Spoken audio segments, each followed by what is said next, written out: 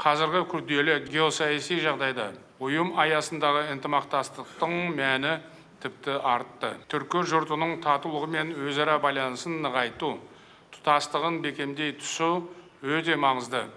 Қазақстан осы бағытта бірқатар кешенді шара қабылдады.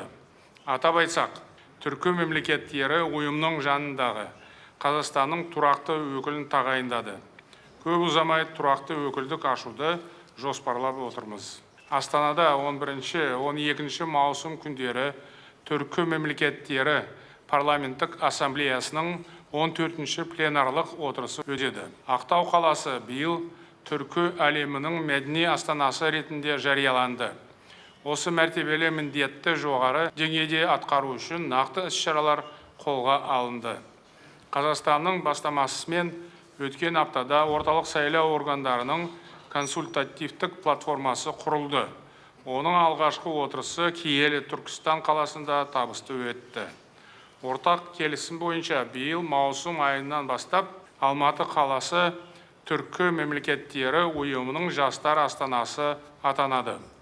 Осылайша біз түркі бірлігін нығайтамыз.